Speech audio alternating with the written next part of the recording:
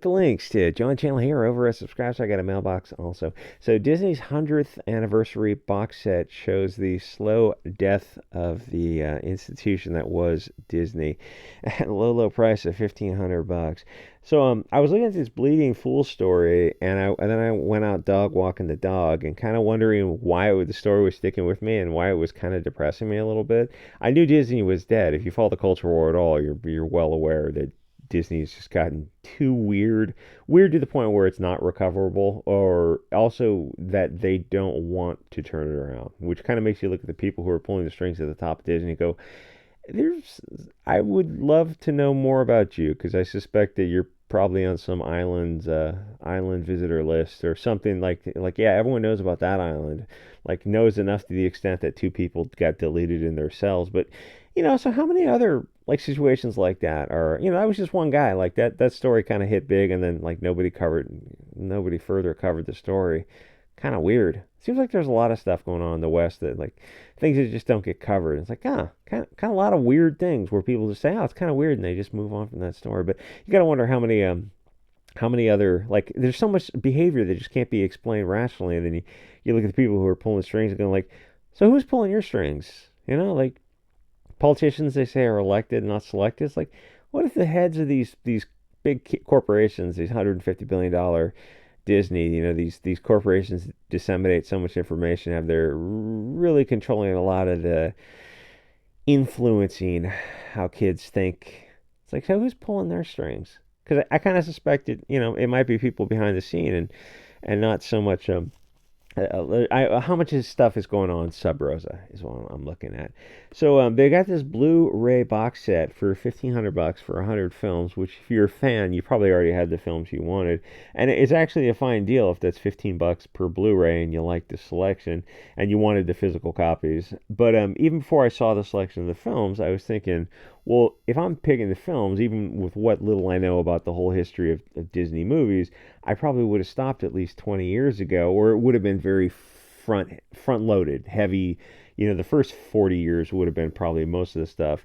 The stuff from like the 40s to the 90s, maybe around there, maybe 2000. Because as you get more and more recent, you look at the stuff that's coming out, and like, yeah, it's kind of weird, But then I realized that they couldn't do that because that'd be an admission that as a company they were headed into a decline, which if you follow Disney at all, they're headed into some very weird waters. So they can't do that. They have to spread the collection out. But if you go from the first in 1937 on up, and I actually thought Fantasia was the first one. I didn't realize Snow White was the actual first one.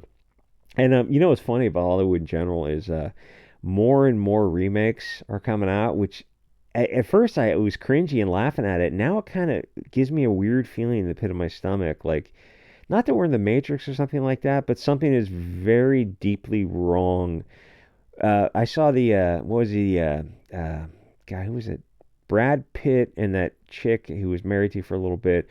They did a movie maybe in the 90s or 20 years ago, and it was a crap movie. It was about their spies, Angelina Jolie and Brad Pitt, and their spies, and that was a really garbage movie. It was one of their misses. And they're remaking that with a Danny Glover and some chick you've never heard of, and it's people are looking at it, it's like that's not really a movie that you remake, because it wasn't a good movie to start with. It doesn't have an audience base. It's not making sense. If anything, like Brad Pitt's only like 60. You could probably get sorry ladies, you could probably get a younger co-star. It's like I just started saying it before I even thought about it, because I mean that's just kind of the way of the world. Like have Brad Pitt play a spy with like a 28-year-old chick. I realize now as I say that like you couldn't do that nowadays, though you would have done that back in the day, because I mean nowadays people would lose their freaking minds. I would do that just to be funny, but I mean they got mad enough at Tom Cruise was in some movie. Tom Cruise is in his 60s, and the chick who's in the movie with him I think is 40, but she's a fantastically put together 40, and people look at that and goes, that's just shouldn't be that way. It's like, so Tom Cruise is, probably in the 1/10 of 1% in terms of physical fitness for someone who's in his 60s. So you think you're gonna find a chick who's in her 60s who's in that top 1/10 of 1%? And it's gonna find an audience? Because it's probably not. It's probably just not gonna happen. I don't know where I was going with that. Oh, so the remaking of the Brad Pitt Angelina Jolie film, which was not a good movie. And I looked at it and go, okay, this something's wrong here. If movies are afraid to make they're afraid to come out with new movies because everything has to be so politically correct that they can't really do anything. They're the paralysis of analysis sort of thing. So they can remake movies, and then they take out the original, green and blue-eyed people like us, and they replace them with people who look like Danny Glover sort of thing, and that'll be the Dong Lover, Pando Soy Child Dong Lover. Every time I see that name and Fur Fig McDeer, I laugh. Um, so they replace it, and like that's the hook to the movie. It's like, oh, it's got a black couple is going to be in the movie. It's like, yeah, that's not a hook to a movie. That none of that makes sense. The movie was crap to start with. You're remaking a crap movie with actors who are not even as nearly as well known as Brad Pitt was and Angelina Jolie were in the late '90s. They were pretty way up there on the ladder. Like everything Hollywood is doing gives me this weird feeling in the pit of my stomach because I realize like it's kind of a waiting game. Like everyone's kind of waiting for the Civil War to happen, I suppose. Stack all the things you need, Boy Scout motto, and so on. Anyway, so the thing is let me just get to the end of this thing. The thing is, you go through the whole list of these movies, and especially as you come to the last 10, especially the last four. 2022 Strange World is about gay kids. So you got a kids movie, a family-friendly Disney kids movie about kids involved in a prurient relationship with each other, and the family is just kind of involved in. I mean, not involved in it, but the family is just there. It's like, oh yeah, what are you talking about? Like, straight kids have puppy love. It's like you had puppy love as a kid, yeah, but that felt kind of organic, and they're like, well, this is the same thing. Deep down, we're saying no. There's, deep down, I haven't got it perfectly articulated yet, but I know a lot of us are looking at this and going, it doesn't feel organic. It just doesn't. It feels like the natural expressions of same sex relationships is probably a couple of percentage. It's really low if you're talking organic. A societal contagion is something like, oh no no, it's like 30, 40, 50% of kids now are pan two spirit, furry, otherkin, queer, moon gender. Yeah, that's not real. That's just a fad. That's a societal contagion. Nobody believes that. That's Bernice got her bob 150 years ago. It's yeah. These are all just fads that people are going through. And nobody feels it's nobody thinks that the same this BLT stuff we're seeing is organic. And if you want to have like adults in the background of a story, a lot of people are going to be like, okay, fine, it's background scene. It's like you got a BLT couple, that's fine. But then as soon as you introduce the kids into it, it's like that's the needle scratch on the record where a lot of people go, wait, are you seriously? And it's not just it's like it's Disney that's doing it. He goes, so Disney, family friendly Disney's got kids and you're sexualizing them. That's a hill that a lot of people are willing to die on. And you go, why would $150 billion company be pushing this when so few of their target audience is for this? And even if they go, well, they're not their target audience anymore. It's not. This is the new family they want. It's like, yeah, but there's not a whole percentage of them enough to sustain an industry. What Disney is doing, most people look at it and they just can't wrap their heads around it. Anyway, so they had this is the modern Disney anal kids. It's kind of hard to believe. So then '98 was Strange World. That was a bomb, and then '97 was Turning Red. That was the weird anti. I think Black Pill Devin Stack, I think is his name on Odyssey.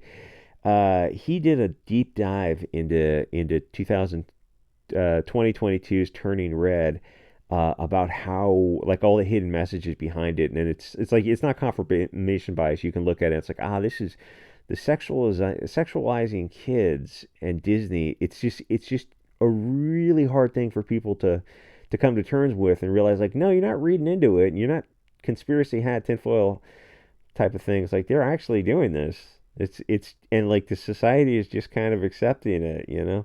Um, it doesn't bode well for the future. So they've got this weird pro-child sexuality, Bolshoi Frankfurt School, Magnus Hirschfeld type of vibe to a movie that lost $165 million, and that's their 97th choice, a movie that lost a ton of money. And then so did Lightyear, also lost a ton of money. So did Strange World, and Elemental just broke even. That's it. It's like those are your last four picks for the hundred top films, something. The thing is, as you get older, you see actors and musicians and public figures from your childhood pass on, and you notice it more and more because you know your time's also on the horizon. Mother Nature or God is holding the strings with the scissors hovering over them. Or is it the three spiders? But death is to be expected, right? But to watch the death of institutions and of people's creativity, to see the self censorship and the cancel culture mobs terrify people into silence, where every faux pas is caught on camera and the media is ready to destroy people's lives, businesses, and families. To watch all of this and this slow descent into a Bolshevik country ruled by fear, and it's all happening in such a short time period, but it's happening everywhere in America, driven by the globalist media and their string pullers, and whoever's pulling the strings on top of that, and their supporters and the people who just. Someone on Twitter said something about today. They're talking about all this degeneracy, and they go like, "Is it are the parents and the people and the school teachers, people and the doctors, people directly involved in it, like they're evil, right? But how evil are we? We're just kind of sitting back and letting it all happen, and we're justifying our mind. We're going, it's not our kids. Like, how does this affect you? How does this Rome is burning? How does this affect you? Oops. Anyway, to see it happen in as silly a company as Disney sort of gets me in the feels. To have grown up listening to Disney stores on cassettes and watching movies on tapes, and sometimes on actual reel-to-reel films. If you're old enough, yes, we had reel-to-reels. To read the books, for kids. And yeah, Disney was always the Plastic America version of European stories and sometimes Arab stories and stories from around the world. And it was the plasticized version of it and dumbed down kind of thing. It was degenerate in its own way, but to be fair, like the original stories, a lot of the times were just absolutely nightmare fuel. But it was also mostly benign, at least up until about maybe 2000ish, when you'd have to kind of track down, well, who's owning the controlling shares, and when did the globalists get control of it, and they kind of slowly took the mask off and went from family friendly to just pure globalist filth. Nobody thinks Disney is family friendly anymore. You don't show your kids movies about sodomy. That's just a Weimar precursor to World War kind of. Oh, never mind. So looking at these 100 films, you see how fast things have accelerated, and you can recognize that it's unsustainable. Not just that too many of the films are losing money, which they are, and some of them, like that 100, almost 170 million dollars for one of them, but that they're pushing away too much of their audience who doesn't want to see movies about the sodomy family Disney anal lube movies. It's stunning and brave. No, it feels like you're just brainwashing kids. I mean, that's if we're going to be honest about a lot of this kind of stuff. It takes time for people to understand that this is all really happening because it's just so far out that you're just an old fuddy-duddy. It's like, yeah, we're not that old. I mean, this has accelerated so quick. It's like, it's funny. The far left turned out to be the accelerationists the whole time. This is the direction that Disney wants to go, to take their $150 billion company if it doesn't get bought out by Apple or somebody else. Maybe it'll work. Maybe they can get the kids on board this and they have enough old IP money coming in to sustain this.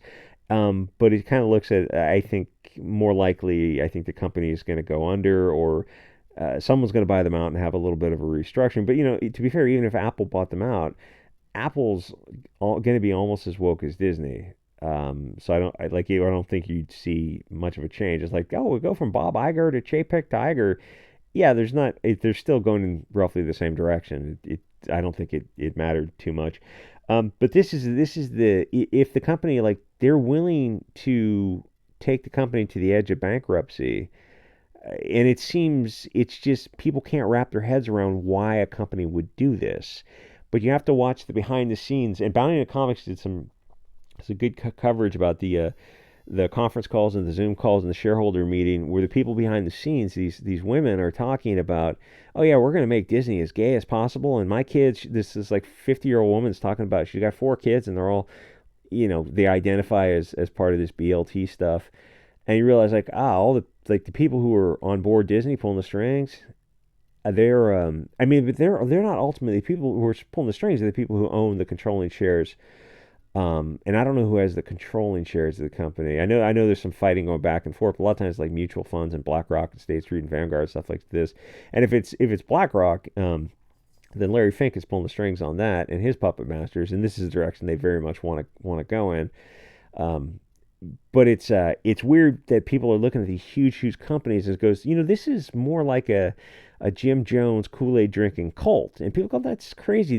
This is billions of dollars. This is not some crazy whacked out hippy dippy cult in South America. And you're just like, yeah, nobody said a cult had to be small.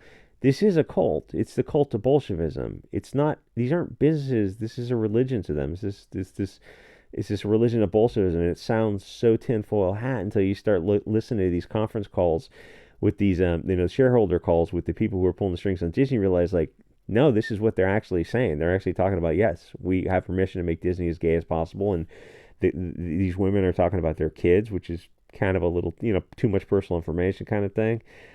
It's weird. Like this is just the world you live in now, where these people are openly doing this kind of stuff. But you got to go kind of behind the scenes and look into Disney and realize, like, yeah, there's a lot of people at the top of Disney who are fully on board with this kind of stuff, and that's hard for people to understand. Like you're looking through the films now where they had so many of these huge hits, and then they just kind of got weirder and weirder, making stuff woker and woker. It's like, so you're going after like less than 5% of the audience and pushing away 95% of the audience. That doesn't logically make sense. It makes sense when you realize like the weirdest people in the world, these political commissar types are also the people who are pulling the strings at some of these corporations. Which I don't know if you saw the Apple commercial the other night. Yeah, that it's like a 3 minute commercial. And it's really hard to get through because it's beyond cringe. But you realize the people who make a commercial like that for Apple and the recycling type of stuff, that's that's the echo chamber they're in, where they don't like that's not cringe to them. That's that's their worldview, and it shows you the gods they worship because they're in that clip. Anyway, so it's just kind of hard for people to wrap their heads around. Like this is the direction a $150 billion company is willing to go in. That they're committed to this sinister, the sinister left hand path.